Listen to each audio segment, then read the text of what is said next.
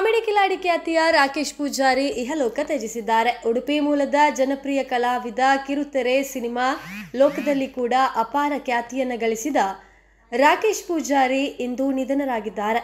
ಮೂಲಗಳ ಪ್ರಕಾರ ಅವರು ಉಡುಪಿಯ ಕಾರ್ಕಳದಲ್ಲಿ ಖಾಸಗಿ ಕಾರ್ಯಕ್ರಮದಲ್ಲಿ ಪಾಲ್ಗೊಂಡಿದ್ರು. ಸ್ನೇಹಿತರ ಜೊತೆ ಇದ್ದಾಗಲೇ ಅವರಿಗೆ ಹಠಾತ್ ಹೃದಯಾಘಾತವಾಗಿದೆ. ಕೂಡಲೇ ಅವರನ್ನು ಆಸ್ಪತ್ರೆಗೆ ದಾಖಲು ಮಾಡಲಾಗಿದೆ. ಆದರೆ ಚಿಕಿತ್ಸೆ ಫಲಿಸದೆ ಅವರು ನಿಧನರಾಗಿದ್ದಾರೆ ಎಂದು ತಿಳಿದು ಬಂದಿದೆ.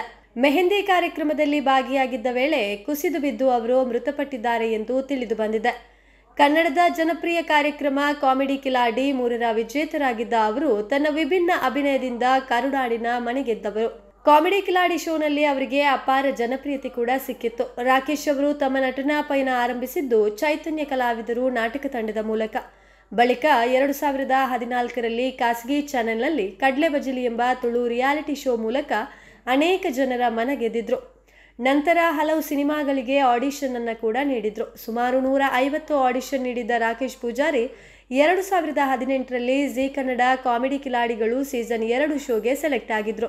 ಇದರಲ್ಲಿ ರನ್ನರ್ ಅಪ್ ತಂಡದ ಸದಸ್ಯರಾಗಿದ್ರು. ಬಳಿಕ 2020ರಲ್ಲಿ ಕಾಮಿಡಿ ಕಿಲಾಡಿಗಳು ಸೀಸನ್ 3ರ ವಿಜೇತರಾದ್ರು. ರಾಕೇಶ್ ಅವರು ಕನ್ನಡ ಮತ್ತು ತುಳುವಿನಲ್ಲಿ ಸಾಕಷ್ಟು ಸಿನಿಮಾಗಳಲ್ಲಿ ನಟಿಸಿದ್ದಾರೆ.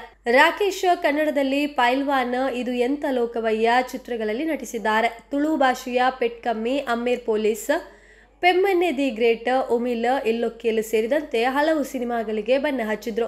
ಇನ್ನು ಕರಾವಳಿಯ ರಿಯಾಲಿಟಿ ಶೋಗಳಾದ ಬಲೆ ತಲಿಪಾಲೆ, ಮೇ 22, ಸ್ಟಾರ್, ತುಯಿನ ಎ ಪೋಯೆ ಸೇರಿದಂತೆ ಕೆಲ ನಾಟಕಗಳಲ್ಲಿ ಅಭಿನಯಿಸಿದ್ರು. ಕಿರುತೆರೆಯಲ್ಲಿ ರಾಕೇಶ್ ಅವರು ಜನಪ್ರಿಯತೆಯನ್ನು ಪಡೆದುಕೊಂಡಿದ್ರು. ಹಿಟ್ಲರ್ ಕಲ್ಯಾಣ ಎನ್ನುವ ಧಾರಾವಾಹಿಯಲ್ಲಿ ಅವರು ನಟಿಸಿದ್ರು. ಅವರ ನಿಧನದ ಸುದ್ದಿ ಕೇಳಿ ಕನ್ನಡ ಕಿರುತೆರೆ ಲೋಕ ಆಘಾತಕ್ಕೆ ಒಳಗಾಗಿದೆ.